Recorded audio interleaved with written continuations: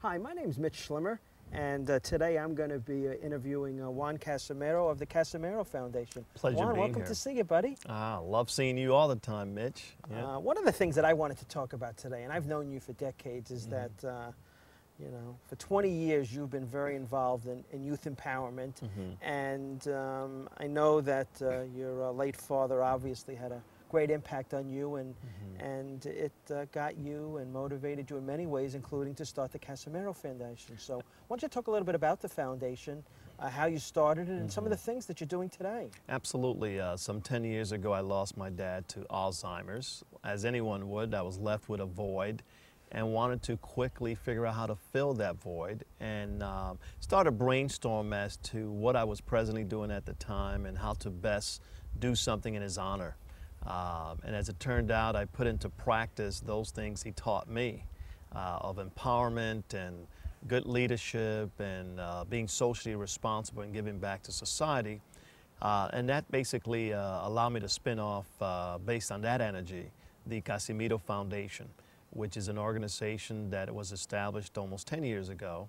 And the foundation put into practice things such as college scholarships for children that are college-bound in developing nations. We have book scholarships for economically challenged youth in the United States of Hispanics. We also offer a youth chamber of commerce, which is for a group of high school students and college students. They get together once a month, and we bring in individuals like yourself to motivate them and give them some kind of guidance, be it through entrepreneurship, leadership. And the other emphasis for the Youth Chamber of Commerce is also philanthropy. We teach them how to also give back, and we meet once a month. And some other programs with the Casimiro Foundation are the Globe Exchange, where students from developing nations, typically from developing nations, come over to the United States, and they live with a host family, and it's an internship for 30 to 60 days during the summer. And they learn from that particular family, and we try to, as much as possible, to match them up with a career that that family has in that household related to what that kid ultimately wants to become. So an engineering gets matched up with an engineer. For example, Bernardo, who came from Mexico, spent the summer with Jeff Waller, who's an engineer from Georgia Tech, and it was a perfect match. So those are some of the things that we do, and then most recently we finished the final touch-ups for the 7th annual toy drive, which is November 21st at the Intercontinental Hotel in Miami. Talk a little bit about that toy drive, because as you said, it's just 7th year. Matter of fact, the foundation is getting ready shortly here in 2010 to celebrate its 10th year, so congratulations. Yeah. But I'd like you to talk a little bit about this toy drive and what it's about, and how people also can help you. Absolutely. This toy drive in its 7th year now, it's a series of steps that we take leading into December, where as early as October we're collecting toys to benefit children in developing country. And every year the advisory board chooses 3 to 4 countries to benefit. In this case, this year we've chosen Taiwan because of the mudslide victims the mudslides that took place this past summer, and Venezuela as well, and the Dominican Republic and Haiti. And we also keep about 25% of the toys locally, in this case through the Big Brothers, Big Sisters of Miami and other leading charitable organizations in Miami. And the message is clear, live to give. We ask people to go beyond themselves, make a donation, be it through a toy or a financial contribution. And I go to chambers of commerce and tell them, you've had a great year or a not so successful year, but at the end of the day, you can still give something to benefit young people around the world.